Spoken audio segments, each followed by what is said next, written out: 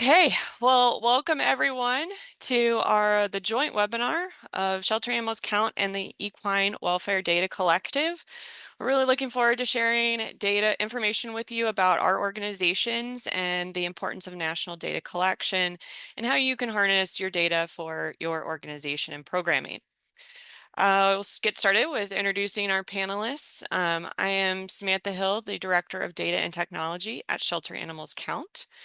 And I'll pass it over to Kelsey. I'm Kelsey Buckley. I am the program administrator for the Equine Welfare Data Collective. And Emily Sanders. Hi, I'm Emily Sanders. I am the data analyst for the Equine Welfare Data Collective. Emily Stearns. Hi, I'm Emily Stearns. I'm with the American Horse Council. And Mike Keiley. Hi, everyone. Mike, I'm the Vice President of Animal Protection Division for MSPCA Angel in Massachusetts, and also the board chair for Shelter Animals Count. So we are really excited to be here to talk about data with everyone, and I will go ahead and get started. We're going to introduce our organizations themselves. So who is Shelter Animals Count? Shelter Animals Count was established in 2012 after national organizations began discussions around the importance of compiling a complete picture of cats and dogs in shelters across the United States. We are a neutral, independent organization governed by a board of directors, including national animal welfare organizations and shelter leaders. We have over 7,000 organizations registered with us and have counted 26 million animals since our inception. As the trusted source for collecting and sharing neutral, credible, and accessible data, our end goal is to have a significant and positive impact on animals and the communities that serve them by applying data and analysis that assists organizations in understanding what's happening both nationally, regionally, and locally so that they can implement effective programming for the pets that they care for. We collect data on intake and outcome at the shelter level. This is on a monthly basis by species and age in our intake and outcome database. Our monthly data is extremely important as it helps us with seasonality and understand what's happening in real time across the country. We also collect data on more than cats and dogs. So in 2021, we did start including additional species for our data collection, and equine is included in that. But we collaborate, and we're excited to continue collaborations with our other data focus groups such as EWDC when it comes to the equine data space. Our community services database was established in 2021 as well, after the industry recognized that organizations were supporting more than just the animals in their direct care. They were supporting animals owned and supported in their communities as well. So we created the community services database based on input from many stakeholders in the industry to help provide a more holistic picture of what's happening with animals throughout the entire country. This is the first database that allows for non-sheltering organizations to provide information as well. So organizations like food banks and veterinary services can also submit data to SAC through the community services database. Animal level data is our most recent endeavor at data collection, and that data is very much focused on the individual animals and how they are moving through the animal welfare system. So it's all information based, all information on that animal itself, including breed, size, in specific intake and outcome reasons. That helps us dig a little bit deeper to understand what else is happening instead of just the general intake and outcome counts. We can then look deeper at what are those owner surrender reasons and have those shifted over time. Providing industry insights through our static reports as well as dynamic dashboards is our main goals at SAC. We have to cater to a number of audiences, so we do have this information in a variety of ways. However, data isn't always as simple as the public or the media really want it to be. So our reports also have highlights attached to them to help provide some of that context that's needed. We do work to remain neutral and report on the data itself. We don't indicate whether it's good or bad and remain as unbiased as possible. We also provide, if you're looking for definitions or anything like that, we have an animal welfare glossary on our website that helps to drill down to what some of those acronyms are. We love our acronyms in this industry, and so we are working on that.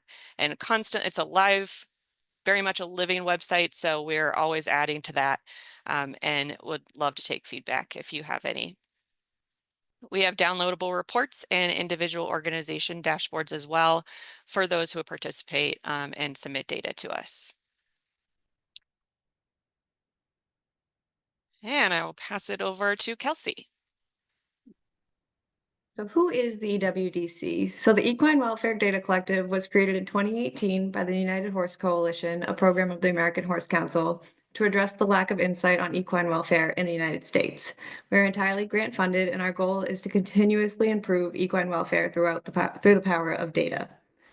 Our mission at the Equine Welfare Data Collective is that the Equine Welfare Data Collective is a nonprofit organization that works to collect, analyze, and report data on at-risk and transitioning equines in the United States. EWDC reports are impartial and provide anonymous aggregate data to inform the industry on the issue of at-risk horses. If you go to the next slide, Samantha. So the EWDC collects data from 501c3 equine welfare organizations in the United States and Puerto Rico. These are rescues, sanctuaries, transition centers, municipal facilities, and direct placement programs. We collect currently 9 specific intake categories. So that's how these horses are ending up at the organizations themselves.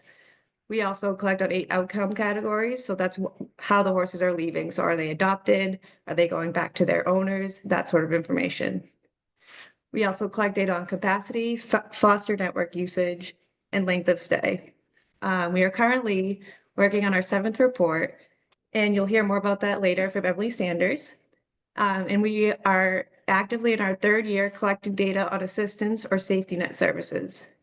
These points include feed assistance, castration assistance, disaster relief, transportation, euthanasia, disposal, etc. We also ask our participants to fill out an organization profile. This profile contains information that doesn't change very often, like the size of the organization, the number of staff and volunteers, and what kind of services are offered by that organization. And we can go to the next slide, Slim. So what comes from our surveys? First and foremost, with every year of collection, the EWDC publishes a report that is free to everyone with our findings. We are in the last phases of our 7th report currently that will contain data from 2023.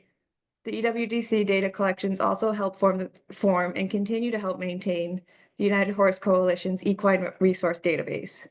This database is an amazing tool, and it contains a listing of all known equine welfare organizations in the US. You can search by accreditation type, the state you're looking for help in, what type of resource you're in need of, or what type of service or organizational type of safety net you're looking for. And in addition to that, on the United Horse Coalition's website, you can find a list of educational resources for owners and rescues, sanctuaries alike. And I encourage you to go to our website, which is on this slide, and you can check them out there.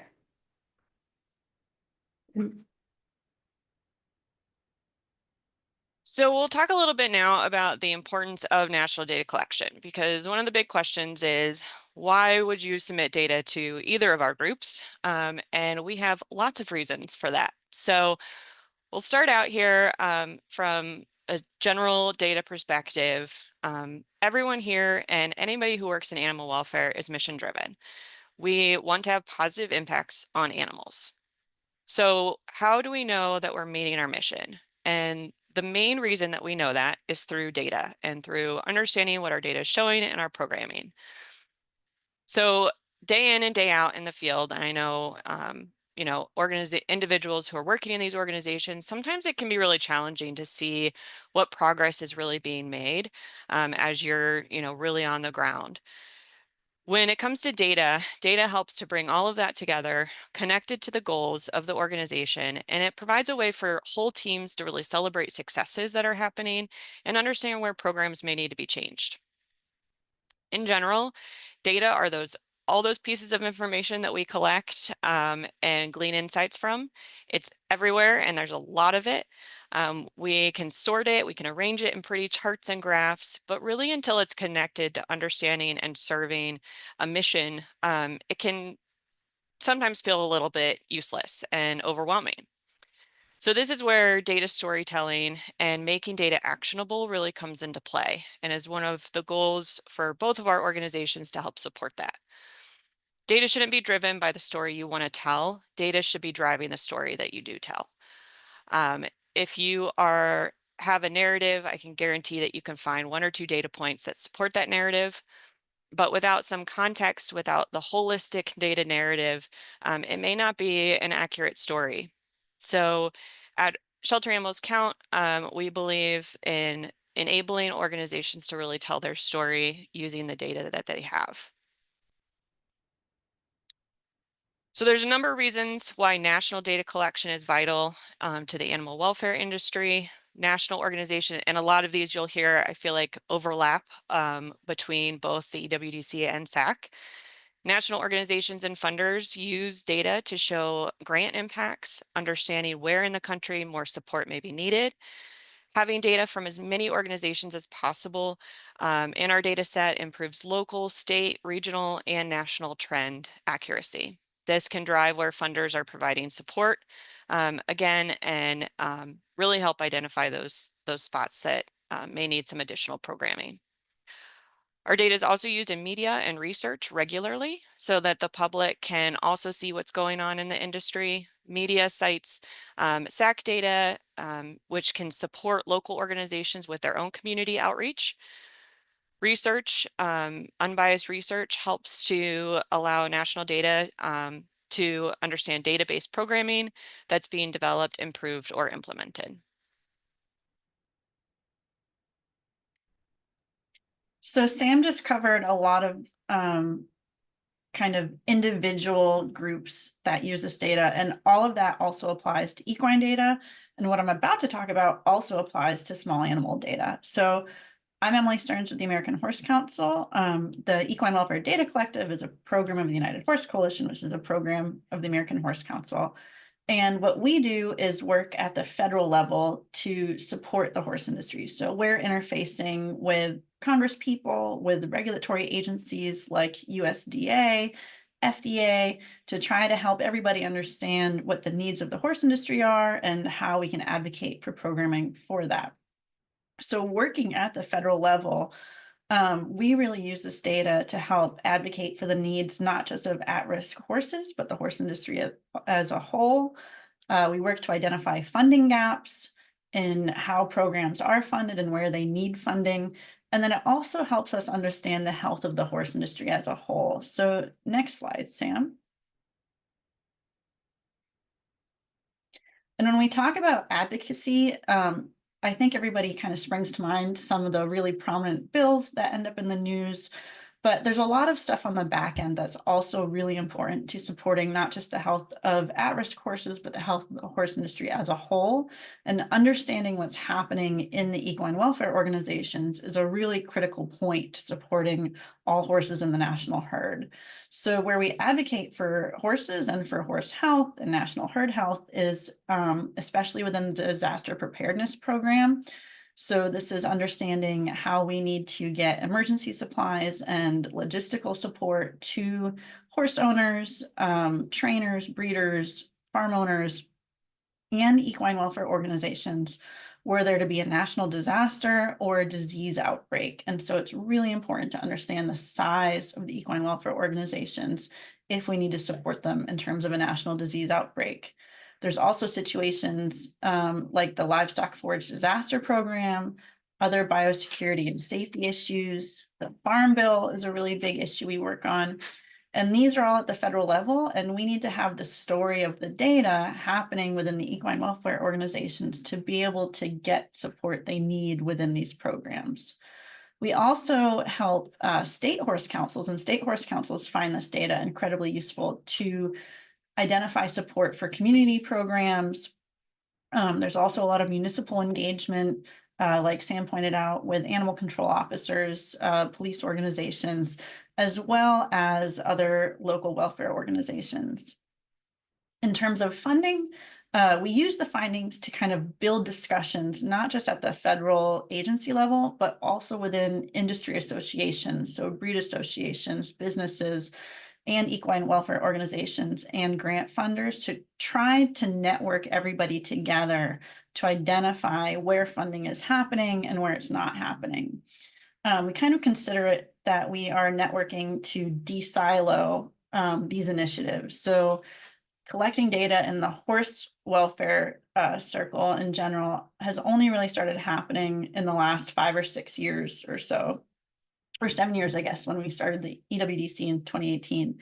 And that information allowed us to really understand that there's a lot of really great work happening out there that might even be repeated, but nobody knows what everybody else is doing. So no one's able to share what's working, what's not working, share and propagate new ideas and new initiatives. So we find using this data to tell the story to be really important to that networking aspect.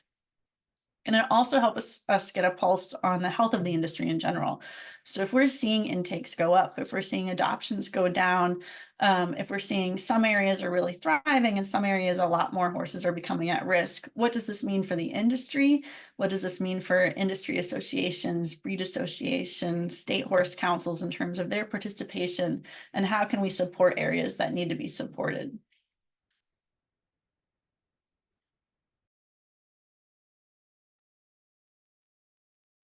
So now we're going to share a little bit about what this national data looks like. The information I'm going to share is going to be focused on cats and dogs, and it comes from our mid-year report that looks at 2024 versus 2023 and 2019, which we've established as semi-baseline from the COVID pandemic.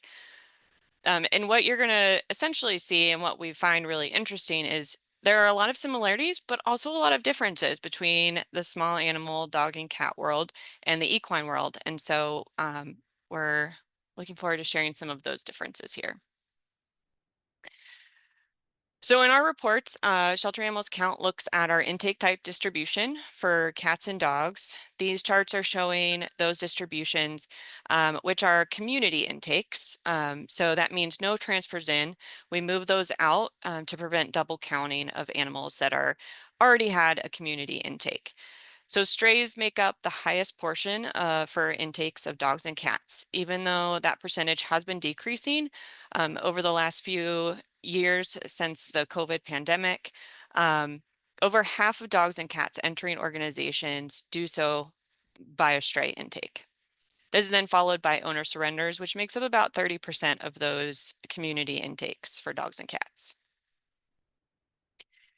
Outcomes, we provide 2 ways of understanding outcomes when it comes to cat and dog outcome distribution. These are going to be live and non-live outcomes. The first view of this on the left is showing outcomes as a percentage of community outcomes. Community outcomes will be any live outcomes or non-live outcomes that are deemed as final or permanent, which does not include then transfers out. So this is showing that of all the dogs and cats that had a final outcome, 71% were adopted, for example. The pie chart on the right is showing how each outcome type as a percentage of total intakes. And we do this version in order to understand how, as outcomes and intakes are increasing or decreasing, it helps to normalize that a little bit and provides us with information on what the outcomes are for those animals entering. So this version does include transfers in and out as part of the denominator and the numerator. And it's showing in this example that 57% of dogs and cats that entered organizations were adopted. This also shows, you'll see that 8% waiting for an outcome part of this graph. And that is because there is fewer animals leaving organizations through an outcome right now than there are entering. So 8% of dogs and cats that have entered organizations have not had an outcome, which increases the population of organizations. And this is a key metric that we keep an eye on to understand capacity for dog and cat facilities across the United States. We also look at length of stay and provide this because it's a very interesting contrast to the equine data as well. Using animal level data, we're able to see when dogs and cats enter and when they leave. Generally, we use medians at a national level for length of stay comparisons. That helps us account for those large outliers, which happen in the dog and cat world. In this graphic, we have pulled together average though, because I know that's something that the EWDC looks at. So we wanted to provide an accurate comparison for you. This is length of stay by outcome type for both dogs and cats. So you can see dogs and cats that died in care of an organization had the longest average lengths of stay. This is most likely due to the fact that animals dying in care are more likely to be those puppies and kittens and having more medical issues. Adoption is then the next highest length of stay for dogs and cats, with an average of over a month from intake to adoption outcome.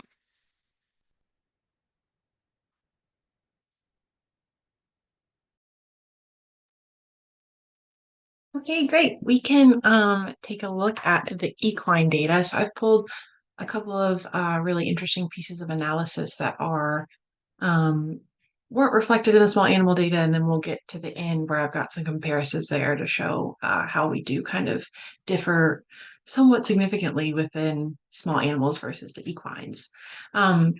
So like Kelsey was telling you, this is kind of a sneak peek for our analysis for report 7. It's not been published yet. We're very close, so check back for that in a few weeks. And this includes all of our data from 2023. So just looking first at participation rate nationally for our report 7, we've identified, we started in 2018, right? Did a big deep dive nationwide search on how many equine welfare organizations are out there in the US and Puerto Rico. And we update that annually as well. So in 2023, we identified 1,296 organizations nationwide that care for equines that are at risk or in transition.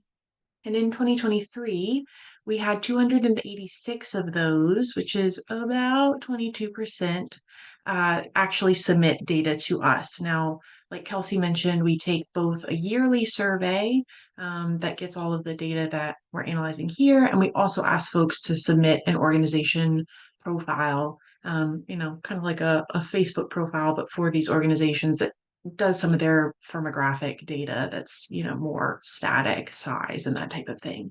And to be able to really compare, we need both of those. We can look at one or the other, but when we have organizations that have submitted both, it helps us break down things in terms of size of the facility versus how many outcomes they have versus that kind of thing.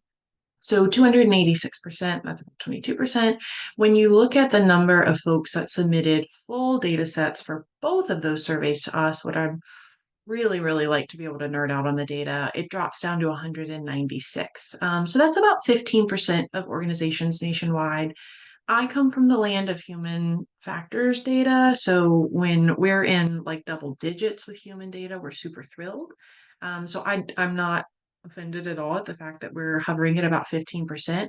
Of course, you have to remember, right, that leaves 85% of folks out there that haven't submitted data to us. So what we hope is that this is a representative sample of what's happening nationwide, but you also have to remember that we're dealing with a little bit of selection bias here. The folks that have their stuff together and are ready to submit data are already the types of organizations that we know are more data oriented and are a little bit more go-getters and record keepers and that kind of thing.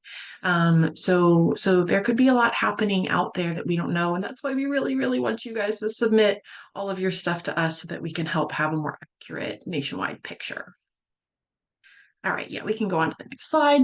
So like Kelsey said, in addition to the intakes, outcomes, that kind of thing, we also collect data about the types of assistance owners request. So this is for folks that don't want to surrender their equine, their horse or their donkey or their mule or what have you, but they need some help caring for them so that they don't have to surrender them. So in 2023, you can see there we've got 10 categories we collect information on. Within that 15% of organizations that we got data from, we're looking at about 1,200, a little over 1,200 total safety net requests. And I don't think it's kind of any surprise that right up there, oh yeah, at the top is feed requests. We're looking at about 30% of folks that are looking for help with feed, and then following down about 16% is veterinary care requests. We know horses are expensive to feed, expensive to care for health-wise. And you can see the rest of those, they are kind of hovering below that. So yeah, now if you want to go to the next slide, we have another graph here. So this is fulfillment of those same requests. So not only do we ask organizations, what are people asking for help with, we also ask them, are you able to actually help them when they ask for it? So this is the number of requests that are actually able to be fulfilled, and we've got percentages here, just to be able to wrap your brain around them. And what you can see, we're going to look at it here soon, is that this is a little different. So all of a sudden up at the top now we have disposal assistance, which we weren't really looking at over there. We're hovering nationwide at about just shy of 80% fulfillment, which is pretty good, I would say, but that still leaves a 20% gap, right? And so at some point, we want to be able to dig into that and figure out how we can support that 20% of folks that needed help but did not get it. All right, you can go to the next slide, and this is going to pull those two together. So this is what I think is really interesting, being a data nerd myself, is that the types of requests that are happening often are down lower on that on that chart of requests that are actually being fulfilled, and vice versa. So the things that are being requested less often are more likely to be filled. We've got some pretty big differences here, right? So disposal assistance requests is way down there. Not that many people are asking for it, but oftentimes they're able to be filled. And then again, like I said, feed and veterinary requests are our two top most requested items, and they're hovering down there somewhere in the middle. And so it's important for us to know that and to be able to kind of dig into that for next year. We have some data. We asked kind of generally in 2023, if you can't fulfill these types of requests, what is the reason why? And so people told us on average that it was either a financial or a staff constraint. But what we don't know is when you break it down to the type of requests, does that differ? And so I think that's an interesting piece of data for us to be able to look at next year of, okay, well, for feed requests, is it just financial? Is it the fact that that's the number one request? And so of course, if there's more requests, there's less money to go around to be able to fulfill those. Or is there just something logistically difficult? You look at transportation requests, it's pretty high up there, number 4, in terms of how many people are asking for it. Way down at the bottom, only about 50% of those are getting filled. Is there something logistically difficult, likely, right, about transportation that makes it hard to fulfill? Or is there a reason that people are asking for transportation and these organizations are choosing not to fill it because it's not the right scenario, it's not in the best interest of the horse, something like that? So I think when you kind of break down the data here, it's really interesting for us to be able to identify what people are asking for and why or why not it's actually being granted. Okay, we can move to the next slide. So another piece of data that I was nerding out about while I was going through this report is our capacity data. So as Kelsey mentioned, we collect data on the actual capacity of these organizations and where they are throughout the year. And in 2023, consistently the organizations are reporting being kind of at or over capacity, which again, for anybody in the sheltering type world, I don't think that's a surprise, right? Especially after COVID and all of economic hardship and that kind of thing. We're all struggling out here in terms of people needing help with their animals. But what I think is really interesting is that the year 2023 didn't necessarily start that way. So if you look there, at the beginning of the year, we're looking at about 70%, 76% capacity nationwide.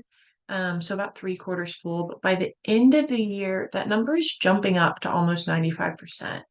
And if you look regionally, there's several regions where they're over capacity. I mean, you've got 128%, 124%. I mean, these guys are really packed to the brim and kind of overdoing what they can do. And because we break it down by region, we find out that this doesn't actually apply to everybody, this national trend of going up about 20%. You can see that the area that we call the Region 10, which is kind of the Pacific Northwest area, Washington, Oregon, Idaho, the little pink one up there, their capacity actually dropped throughout the year.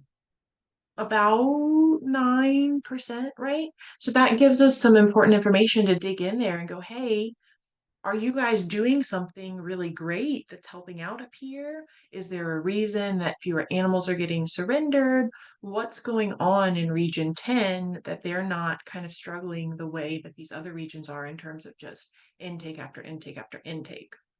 So it's one of the things I really love about this data is breaking it down into regions really helps us go to those few states and be like, hey, what's going on here? Can we glean something from this data and really learn to help some of the other regions in the area?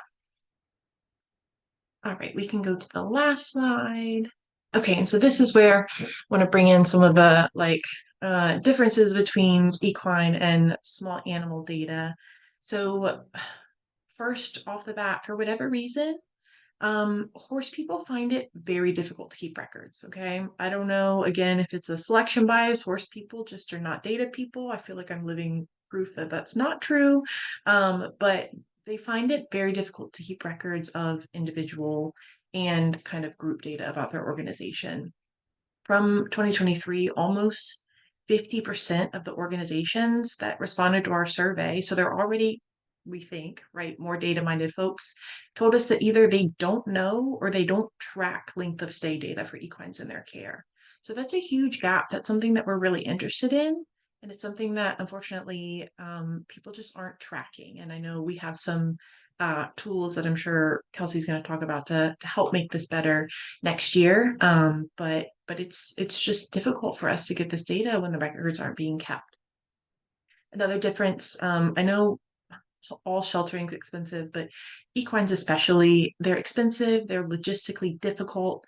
You need bigger facilities, different types of care and that kind of thing. So we find that organizations struggle financially in this sector with the equines. And then kind of related to that, we have much fewer municipal and government run organizations. A lot of places have limited resources allocated to our cause here with the equines. Now, comparing to the dog and cat data, I know we just saw that the length of stay for dogs and cats was closer to the 1 month, 2 month mark. For us, we looked at 2023. We take all the folks that tell us they keep horses for life, kind of like a sanctuary type set up, and we throw them out to the side and we just look at the horses that have recorded length of stay that actually have an outcome. And on average, it's about 9 months, right? We're looking at 268 days. It's a really, really long time to care for a horse, both in terms of place to keep it, to feed it, to vet care on it. So we're looking at really, really long length of stays compared to equines and felines. And when you look at our intake reasons, we have some crossover, right? Relinquished by owner is kind of our number one, hovering at just over 50% of animals that enter in this system come from, their owners relinquishing them. And then we have some categories that I think are probably different than our dog and cat friends, right? In the equine world, we have things like kill pens and public auctions. A lot of folks and organizations go and acquire their equines from these types of places and auctions and that kind of thing. And we do have strays, believe it or not, in the equine world, not at near the rate in the dog and cat world. I know they were well over 50%. Our stray rate is under 4%. So that's another big difference between the equines and the dogs and cats world. And then on the flip side, the outcomes also, we have a lot of folks that are wonderful and love to have a horse, just to have a horse, just to enjoy them. But many people expect horses to have a job. And so a lot of our organizations are also focused on retraining horses and how they can find an appropriate, suitable riding, driving, some type of home where the horse goes and has a job rather than being somebody's lovely pet, which I love that. That would be great for all horses, but the expectations are just a little bit different in terms of outcomes for these horses. So yeah, thank you. That's my analysis and some of the differences, and I'm happy to pass it back. Well, thank you so much. We are going to now hear from an organization that handles equine and small animals, all animal types, and how they use the data at MSPCA. Thank you. Probably just a couple of level setting things. So much of what was just said rings very true for our organization. And just to give you context, I've been with the MSPCA for 30 years, and the MSPCA in New England is the largest organization in New England. But within that, when you look at our organizational makeup, you can identify that our organization has two very different divisions. One is a hospital division, with the flagship being Angel Animal Medical Center. And then we have a pretty robust animal protection division that does a lot of different programming.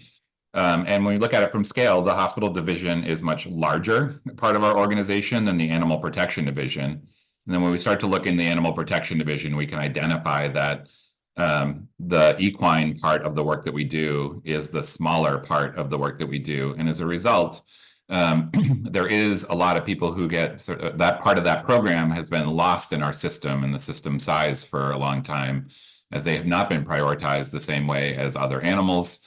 And I think, being in New England, we are not considered the hotbed of equine activity. And so we're also finding that amongst our organization, that part of that program got a little bit lost. And within New England Animal Welfare, there's very few other animal organizations that handle equine.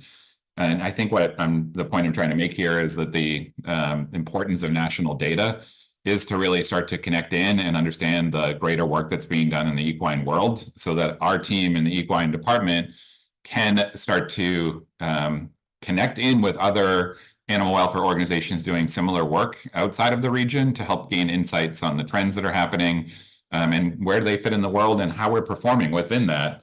And as I mentioned, I was part of this organization for 30 years, but it wasn't until 2017 where the equine program fell under me, and I had the opportunity to really lift that part of our work up. And so I'm going to talk a little bit about how we did that and how data factored into that. So when I entered the chat, as they say, in 2017, we were in a pretty bad place. Our program was overwhelmed. We were constantly over capacity. Spaces that were meant to be temporary became permanent. So, outdoor fencing that was primarily tape fencing, and that electric tape fencing was tied in many, many knots over the years as it broke, as opposed to wood fencing or even replacing that.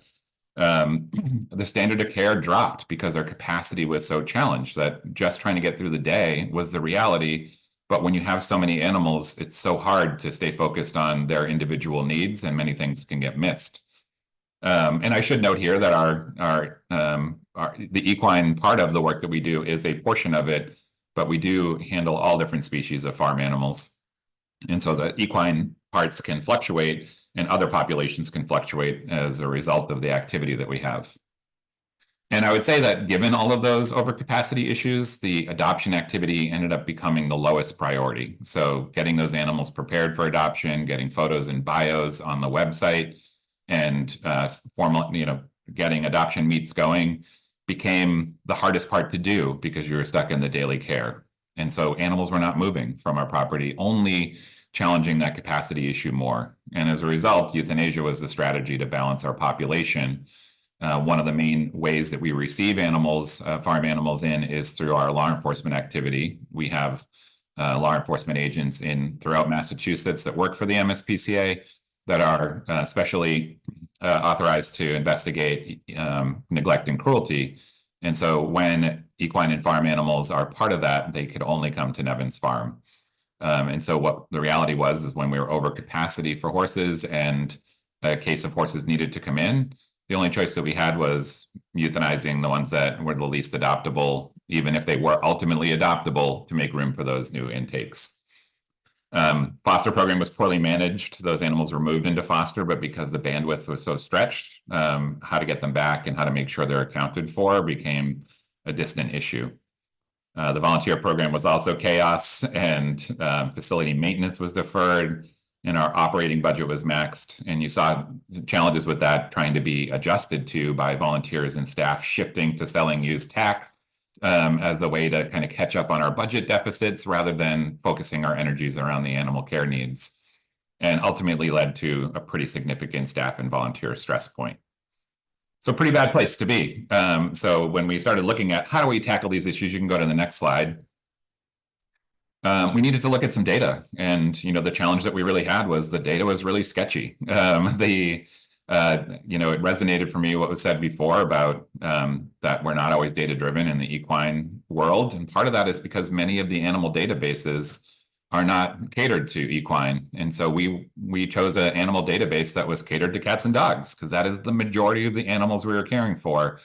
And breeds and information that the equine department cared about didn't exist in there, and we didn't recognize up until that point that we could adjust some of that data set to be able to be more accurate to what they wanted to put in for information and pull out. So because it wasn't catered to them, they sort of abandoned it and didn't prioritize it, relying heavily at times on paper data instead of electronic data, which is harder to track, especially as farms have a nice tendency to attract rodents who also love to eat your paper data, making your paper data hard to rely on as well.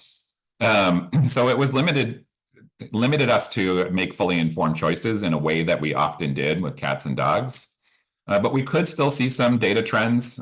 We could identify that our euthanasia was highest when our intake was highest. No surprises here that we could see that when our populations were stretched and capacity was stretched, euthanasia became a more common result and outcome. So you can move to the next slide. So this is what we could see. And again, some of this data is sketchy. So the further we go back from 2017, the less confidence we have in that data. But we did have some data, and we wanted to at least start tracking what happened over time. And, what can we learn from these components? And we can see that there were times where we had incredibly high intake, and starting to look into the whys of that became difficult with the limited access we had. But as we moved through and could start to see how we made some changes, which we'll talk about, we could see that as we got a little bit of control over our population, we could also start to see that our euthanasia trend started to go down and became more limited to animals that were not placeable because of their medical needs and quality of life, and less so about space. You can go to the next slide. So what choices did we make? Again, some of this is data informed, and some of it was historically known, knowing that we needed to, we didn't have all of that reliance, but we first of all started with how do we get control over our intake? We were an open admission shelter for equine and farm animals, and the only reason that we were that was because our dog and cat shelters were considered open admission. And so we just reflected what we did with cats and dogs without really thinking about it. Again, we were not super focused on the equine part of the work that we did. But what we learned in that is you can't really be the open admission shelter if you're the only open admission shelter in the region for equine and farm animals. That is a fast pathway to get overwhelmed quickly, especially when our intake is primarily based on law enforcement seizure, and something that we had to make sure that we were prioritizing as the place for animals to go for that work that we did. I mentioned our intake was not equine only, so sometimes we were getting scrutinized by not having a ton of horses when we made some of these changes, and there was a lack of recognition that equine specific rescues were influencing how we felt like we should manage our intake, without a recognition that We could get 130 goats at any given time from law enforcement, and that factored into the space that we had. And we couldn't just focus on the equine part without recognizing the other animals that we needed to care for in the same spaces. I already mentioned very few New England orgs were taking in equine, and that was a group that was, that was a shrinking number, not a growing number of places for those animals to go. And what we concluded in there that the most important thing for us to do was to focus on the highest risk animals. Those were our priorities amongst the animals that needed to come into us, because they were the ones that would be in a bad position and potentially need to come in through seizure if we didn't intake them through voluntary intake. The other thing that we recognized is that we did have an incredibly high length of stay. We couldn't calculate that length of stay, but we knew that there were plenty of horses that stayed on our property for years.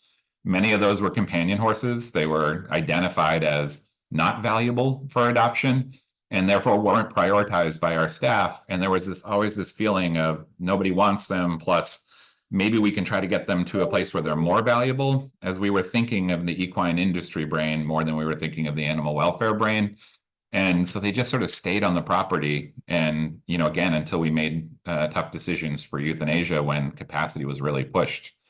So we started to really look at what can we influence on this, knowing that law enforcement animals had to stay with us for through the duration of the court process in Massachusetts, but we could start to push on the animals that we did have custody on, and identifying ways to get them out faster. So, and ironically, and not surprisingly, as you see this in many organizations, is that despite high capacity, we also had high barriers to adoption. And those two things being in the same world do not equal success.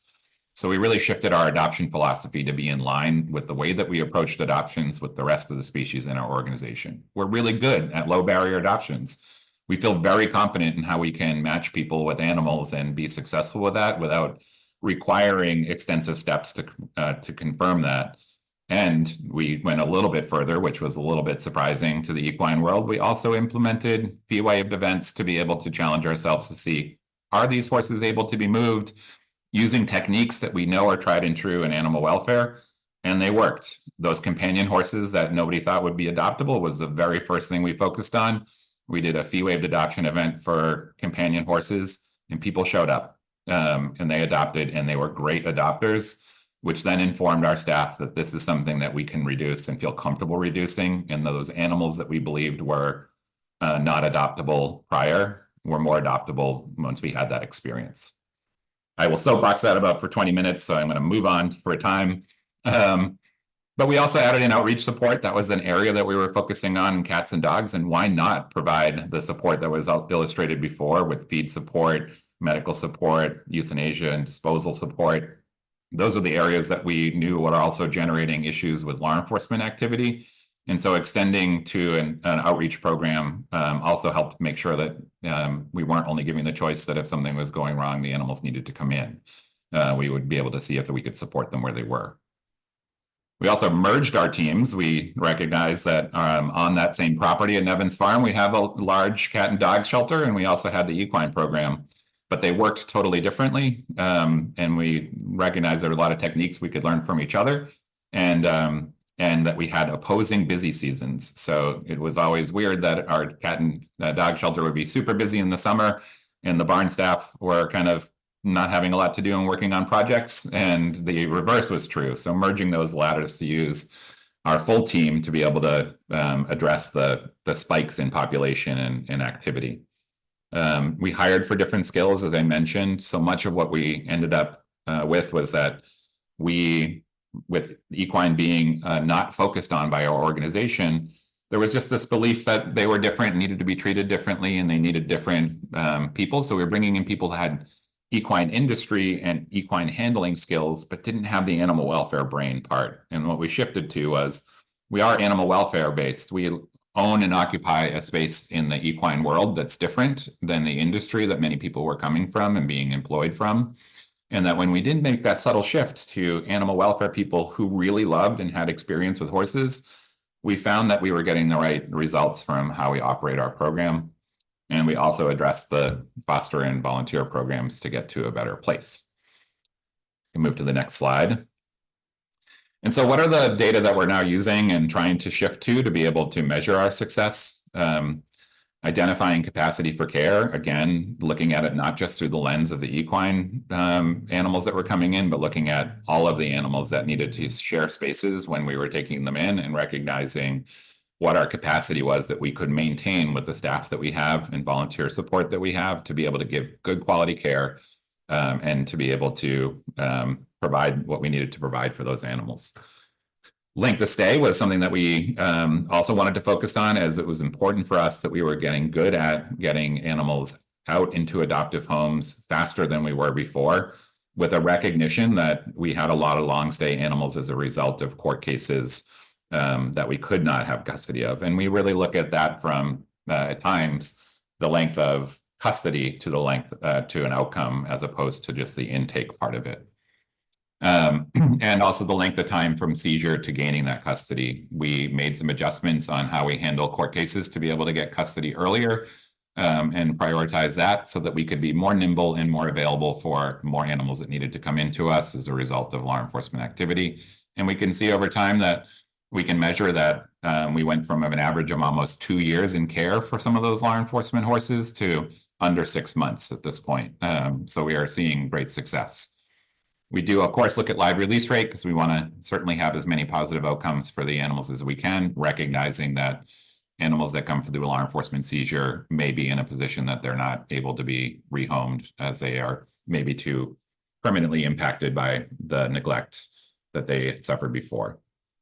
And then I think the other thing that's really important to us, and something we are shifting towards trying to identify, is comparative data to similar organizations.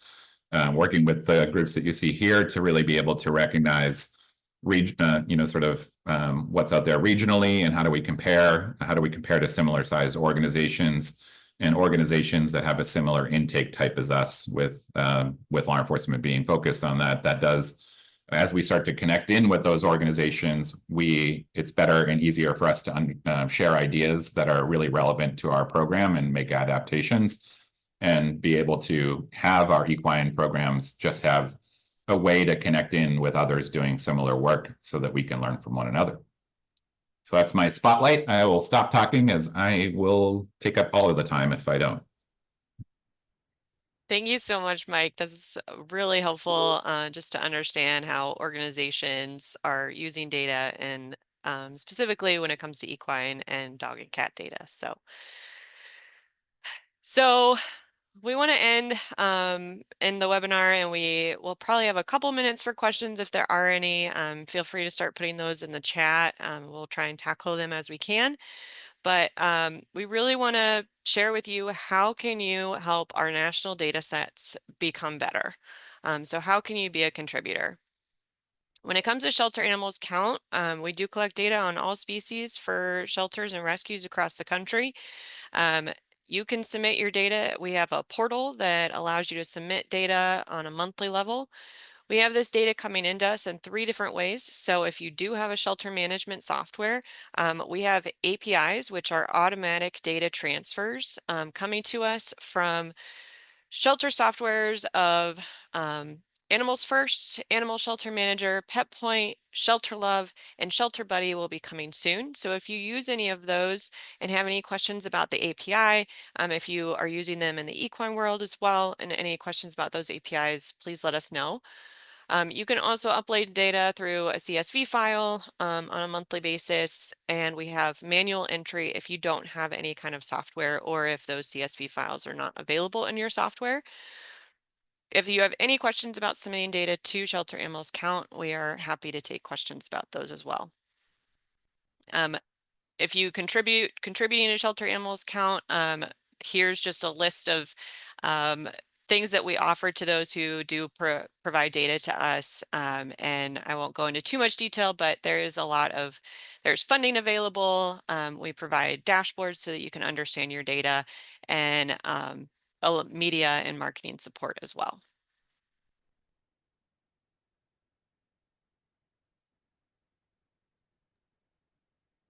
Back to me. So for the EWDC collection, the EWDC uses survey software to collect data from organizations. We collect data biannually, so we release a survey in July that collects data from January to June, and then a second survey in January collecting for July to December. When we release that second survey, we also release an aggregate survey for the entire year for those who missed the first survey or just find it easier to submit for the whole year. We know that record keeping can be difficult, especially for busy rescues and sanctuaries.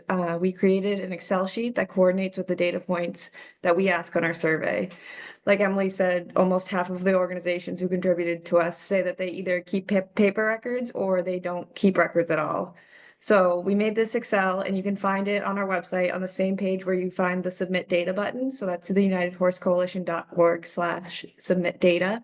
And the link to our current survey, which is collecting for January to June of this year, is you can find it on the link at the top of this slide, or you can scan the QR code at the bottom and it'll take you directly to the survey. And when you do go in, the button on the website looks like the image on the left, and this image on the right is a little snapshot of what our survey collection looks like once you're in there. And that's that.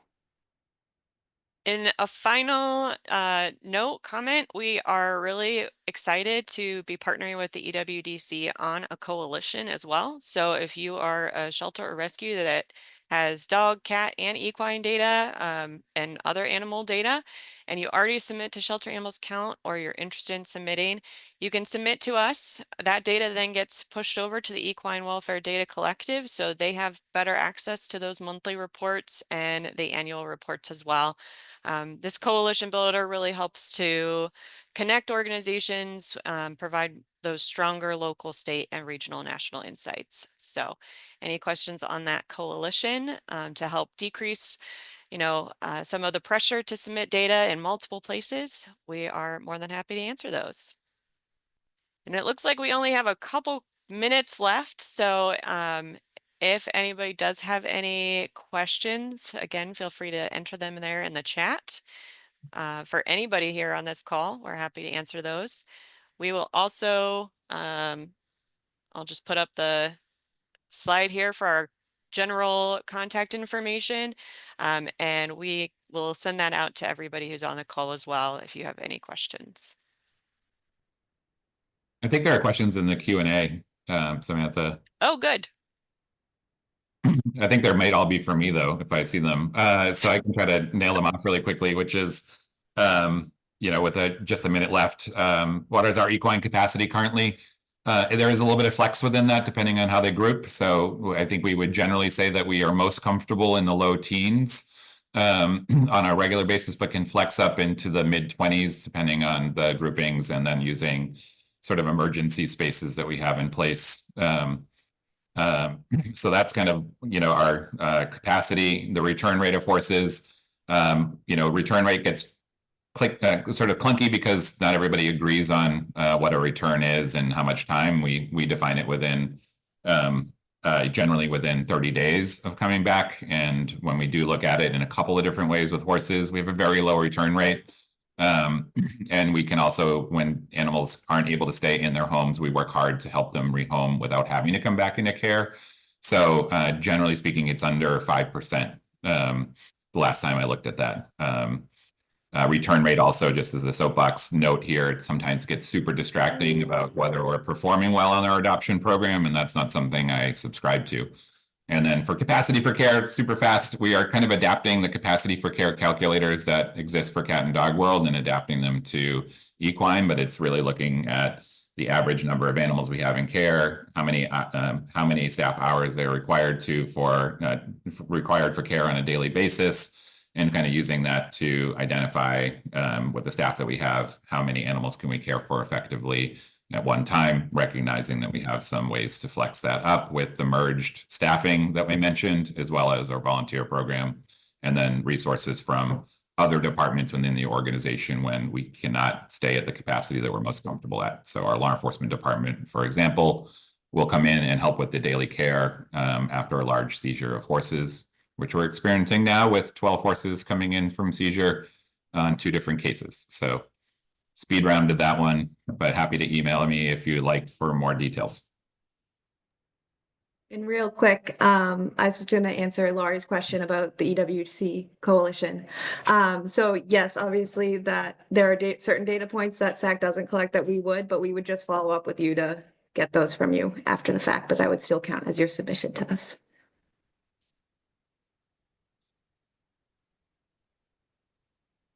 All right, and with that, I'm going to thank all the panelists. Thanks to everybody for coming and talking about equine data, along with data on cats and dogs.